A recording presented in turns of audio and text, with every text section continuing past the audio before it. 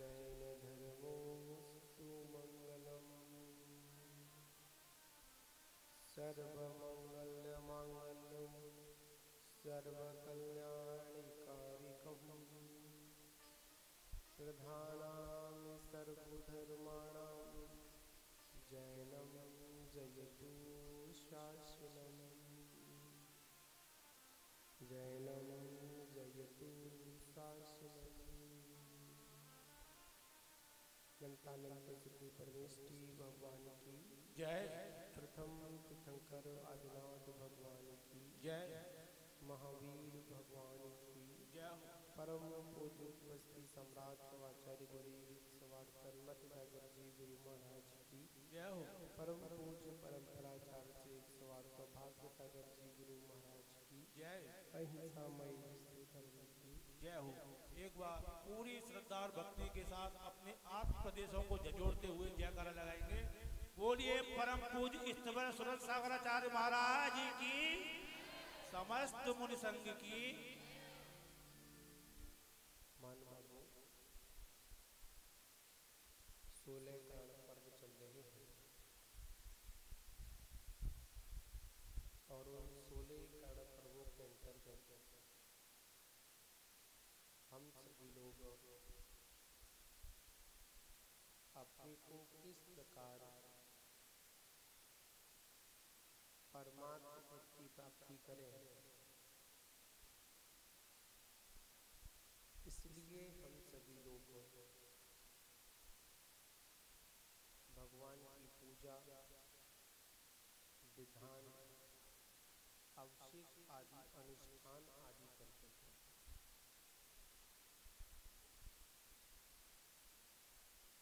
तो इन्हीं अनुष्ठानों के अंतर्गत सबसे बड़ा अगर जो अनुष्ठान है और इन सभी अनुष्ठानों की सफलता तभी है कि जब हम आत्म अनुष्ठान की ओर जुड़े।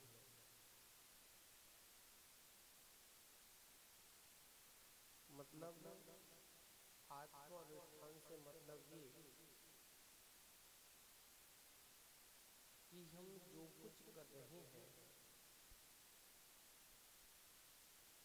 और वह सब करने का मात्र एक ही कारण है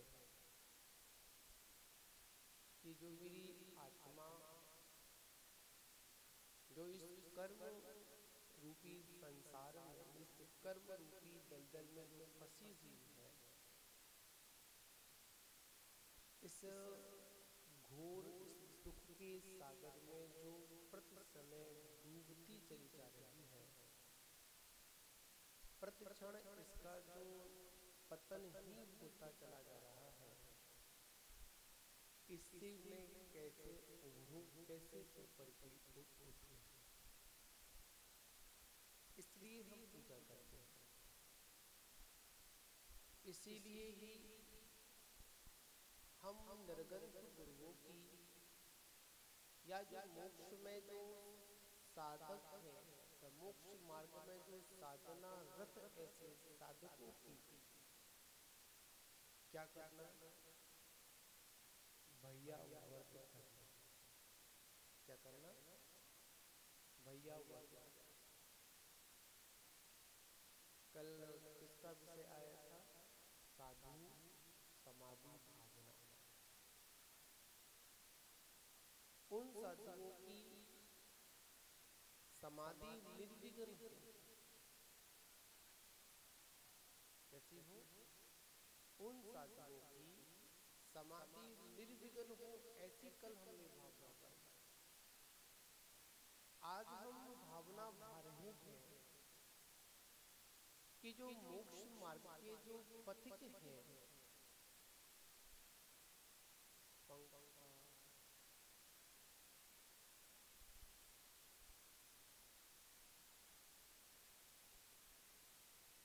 मोक्ष मार्ग के जो पथिक हैं, उनकी साधना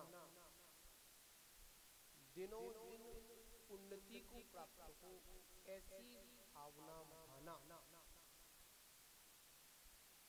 अभी बता रहे थे पंडित जी, जोर जोर से हाथ दबाना, पैरों को दबाना, पीठ दबाना, सर दबाना, कि भैया व्रत बाहर से तो लगती है, पर सबसे बड़ी भैया व्रत तो वो है कि उन निर्गंत साधकों की साधना में कोई विघ्न ना पड़े, ये सबसे बड़ी भैया व्रत है। मुनराज स्वाध्याय कर रहे हैं, बताओ उस समय आपकी भैया व्रत क्या है? जोर से नमोस्तु बोलकर उनसे आशीर्वाद की इच्छा रखना,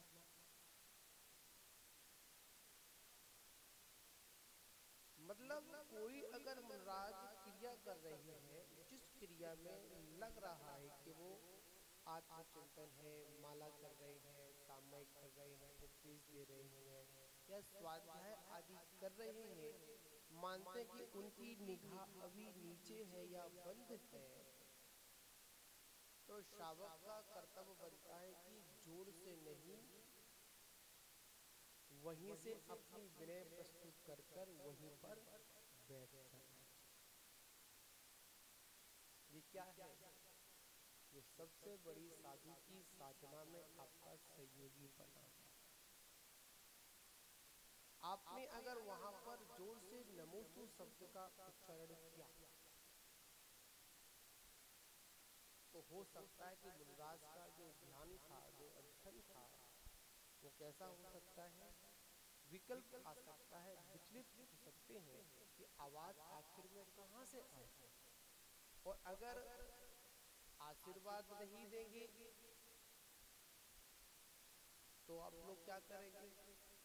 महाराज देखो, हमने एक बार नहीं जाने कितनी बार इनको नमोस्तु किया, पर महाराज ने आंख छोड़ो, हाथ छोड़ो, आंख उठाकर भी मेरी ओर नहीं देखा। वास्तविकता में देखा जाए, अभी हम लोगों को भैया व्रत करना आता ही नहीं। आचार्य कुंद देव स्वामी ने रैडसार ग्रंथ के अंदर भैया व्रत के लिए बड़ा सुंदर एक उदाहरण देते हुए कहा कि हम जब किसी की भैया व्रत करें या मुनराज की भैया व्रत करें, उस समय हम इतनी सावधानी बरतें जितना एक 7 मास का जो बच्चा होता है उसको पाला जाता है, उस प्रकार कितनी सावधानी बरतनी पड़ती है। 7 माह का बच्चा होता है, बहुत सावधानी बरतनी पड़ती है, कहीं लग नहीं जाए, उठाने में, बिठाने में, दूध पिलाने में, जो भी क्रिया जो होती है कितनी सावधानी होती है। उसी प्रकार हमको भी अपनी मुनराजों की भैया व्रत करने में क्या करना चाहिए? सावधानी बरतना चाहिए। खासकर तो आहार चर्या में ज्यादा सावधानी बरतना चाहिए। कौन सी चर्या में? आहार चर्या में, क्योंकि आहार चर्या एक ऐसा विषय है जिस विषय के अंतर्गत उस साधु की विशुद्धि भी बढ़ सकती है और उस साधु की विशुद्धि गिर भी सकती है। क्या हो सकता है? मतलब अगर आप शुद्ध भोजन, हमारा शुद्ध तो देते ही है हम लोग, आटा मर्यादित होता है, मसाले मर्यादित होते हैं, दूध भी कैसा होता है? हाँ, मर्यादित। अब बताओ, आप लोगों से पूछे दूध की मर्यादा की बात करना चाहते हो, अगर विषय आया है तो चली लेते हैं इस पर। दूध कितने मिनट के अंदर गर्म हो जाना चाहिए? ठीक, ग्रस्तों के लिए केस है। दूध की कितनी मर्यादा है? कच्चे दूध की कितनी मर्यादा है? जब तक दूधिया लेकर नहीं आ जाए तब तक। क्यों पप्पू भाई? क्या? जब तक दूधिया लेकर नहीं आ जाए तब तक नहीं। 48 मिनट के अंदर दूध जब वो निकल जाए उसके बाद में उसको गर्म हो जाना चाहिए। कितने मिनट के अंदर? 48 मिनट के अंदर। अब होता ही नहीं होता, ये आपका विषय है। ठीक, मर्यादित विषय को देखा जाए तो बहुत सी ऐसी मर्यादाएं हैं जिन मर्यादाओं के बारे में ना हम अभी जानते हैं, और अगर आपको कोई बतलाने का प्रयास करे तो आप ऐसे कह दोगे हमें तो आता है। अगर कोई बताए ना तो क्या बोलोगे? हमें तो आता है, हमें मत बताओ। जितनी भी जो बुजुर्ग जो महिलाएं होती है ना, घर की जो गृहिणियां हुआ करती, दादी हुआ करती, या कोई सीनियर होता है और जब कोई छोटा सा बच्चा उसको बताने के लिए जाता है ना कि ऐसा नहीं ऐसा होता है, अरे कल को छोरा हमें बताएगा, बड़ा पंडित बन गया, 4 पन्ना का पढ़ रहे, हमारी पूरी जिंदगी निकल गई, ये चौका बर्तन तू हमें बता रहा है मर्यादा क्या होती है, पूजा पाठ क्या होती है। बंधुओं, सबसे बड़ी बात होती है हमारे परिणामों की विशुद्धि। इसमें इतने कितने लोग हैं जो भोजन बनाते समय मुनराजों की विशुद्धि कैसे बने, ये सबसे बड़ा हमारा कर्तव्य है। तो आप लोगों से बात करना चाहते हैं कि आप जब भोजन बनाते हैं, जब आहार बनाते हैं, जब कैसे भी बनाते हो, तो इसमें कितने लोग हैं जो भोजन बनाते समय आलोचना आदि पाठों का चिंतन करते हैं या भूलते हैं? एक हाथ उठा, 2 उठ गए। अब धीमे धीमे चलो, उसने तो हमें उठा दे, हाथ उठाने में क्या जा रहा है। आप लोगों ने देखा होगा कि पहले चक्की चलती थी, जिसको बुहारी में ना चक्की चलाते थे ना, तो जोर जोर से क्या आवाज आती थी? आलोचना पाठ की आवाज आती थी, भजन बोले जाते थे। याद रखना, एक बात समझने आपको समझाने वाली बात है कि जब हमारे जीवन में कोई दुख दर्द आता है तो हम किसी गुरु के पास जाते हैं कि महाराज परेशान हूँ, रोग हो गया, शोक हो गया, तो महाराज क्या कहते हैं? काम कर, इस नमोकार मंत्र की जाप है और सामने पानी रखकर इसको पी लेना, तेरा रोग आदि दूर हो जाएगा। इस तरह का हम लोग क्या करते हैं? करते नहीं करते? उसी प्रकार आप भोजन बनाते समय अगर आप नमोकार मंत्र का उच्चारण करते हैं या कोई आलोचना आदि पाठ का करते हैं तो भोजन भी कैसा हो जाता है? आपका वैसे ही होता है। और वैसा भोजन अगर सामने वाला करेगा तो कैसा हो जाएगा? उसके परिणाम भी कैसे हो जाएंगे? वैसे ही होंगे। अधिकांश भोजन बनाते समय हमारा ध्यान, हमारा उपयोग धार्मिक कार्यों पर नहीं, क्रोधाधिक भावों पर रहता है। एक मैंने पढ़ा था, एक पुस्तक में लिखा था, मैंने पढ़ा था उसमें कि क्रोध अवस्था में अगर कोई माँ अपने उस शिशु को अगर दूध पिलाती है तो वो दूध अमृत का काम नहीं करता, विष का काम करता है, जहर का काम करता है, परिणामों के अनुसार। समझे ना? तो बात यहाँ पर है कि आप मुनराजों को आहार देते हैं तो आहार देते समय कैसे परिणाम आपके होते हैं? कैसे परिणाम होने चाहिए? शुद्ध परिणाम होने चाहिए। अब बताओ, आहार देते समय आपकी दृष्टि कहाँ होनी चाहिए? किसके हाथ पर? सच बोलना। महाराज जी के हाथ में तो कटोरी महाराज जी छू देंगे फिर। नहीं, महाराज जी के हाथ पे ध्यान रखो और महाराज जी कटोरी पे ध्यान रखेंगे। मतलब ये हो गया कि तुम मेरा ध्यान रखो, मैं तुम्हारा ध्यान रखूंगा, तुम मेरा हाथ देखो, मैं तुम्हारा हाथ देखूंगा। धन्य हो जेबी मसाला। यहाँ पर बात समझने वाली है कि जब भी आप मुनियों को आहार दान दें, संघों को जब आहार दान दें, तो शोधन करके। तो शोधन किसका करना है? अपनी कटोरी का करना है या मुनराज के हाथ? मुनराज तो कर ही रहे हैं,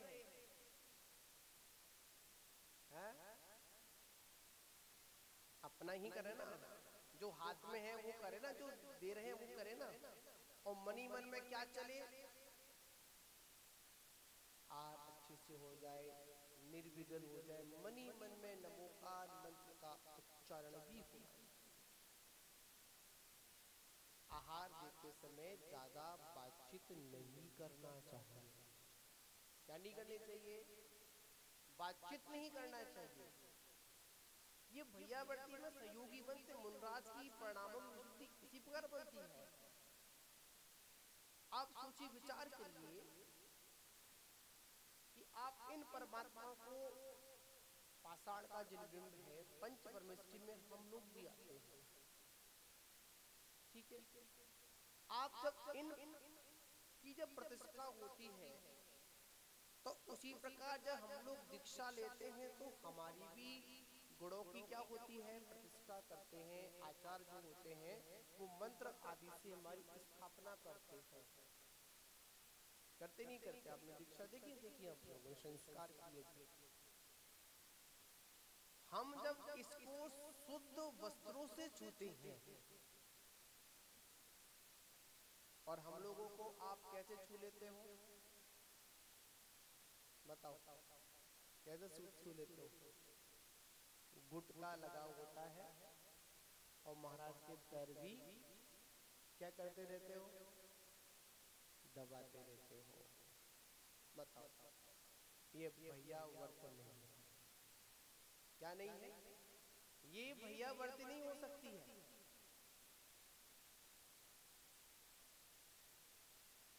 समझे? तो बात यहाँ पर बहुत ऐसी है, समझने वाली बातें हैं। यहाँ भैया व्रत की बात है, तो हम क्या करें? जब भी हमारे नगर में कोई संघ आए, कौन आए? हमारे नगर में कोई संघ आए, तो हमें क्या करना चाहिए? समय अनुसार जो वृद्ध साधक हैं, अब इनकी भी अलग अलग विशेषताएं हैं। मुनराज विहार कर आए हैं, तो उनकी भैया व्रत कैसे करनी चाहिए?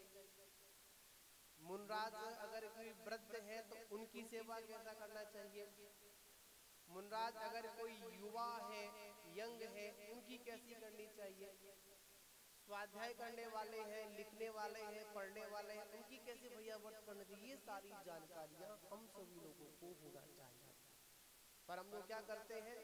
हमको तो मतलब मुनराज को आहार देने से मतलब है, हम चाहे मतलब देर से आए और मुनराज का अगर आहार पूरा अगर हो गया हो, तो हमारी तो जिद यही है कि हम महाराज को एक गिलास तो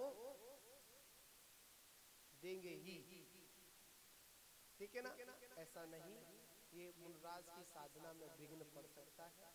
और सबसे बड़ी बात यह है, सबसे बड़ी भैया व्रत ये होगी कि हमारे द्वारा मुनराज के दिमाग में, मुनराज के ध्यान में कोई विकल्प खड़ा ना हो, इससे बचना, इससे उनको बचाना, ये क्या कहलाती है? भैया व्रत कहलाती है। तो महान बाबू, हम सभी लोग समझदार लोग हैं, जानकार लोग हैं, ठीक है ना? तो इतना ही करें कि हम मुनराज की भैया व्रत करें, हाथ पैर दबाएं, वृद्ध मुनि है उनकी दबाएं, ठीक है ना?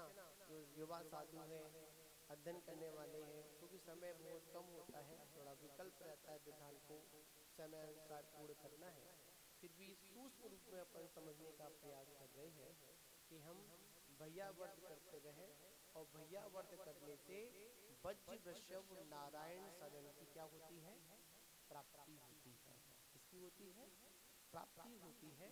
तो जितना हो सके हम मुनराजों की सेवा करें, और सेवा का जब मौका मिलता है, आप लोग क्या भैया व्रत करते होंगे, अभी तो भैया बोल रहे थे कि जब मुनराज होते हैं तो वो भी भैया व्रत भावना बाते हैं, तो हम भी यही भावना बाते हैं कि जितने भी साधर्मी हैं, जितने भी जीव हैं, सभी मोक्ष मार्ग पर लगे, मोक्ष मार्ग में इनकी कोई साधना में कोई विघ्न ना आए, ऐसी हम भावना हमारी भी हमारी भैया व्रत हुआ करती है। तो आप सभी लोग भैया व्रत अंग से जुड़े, और जितना हो सके अपने जो भी हमारे गुरु चतुर्वेद संघ हैं, 10 प्रकार के संघ हैं, उनकी क्या करें, भैया व्रत करें, अपने जीवन को मंगलमय करें। इसी के साथ विराम। जय बोलो महावीर भगवान की।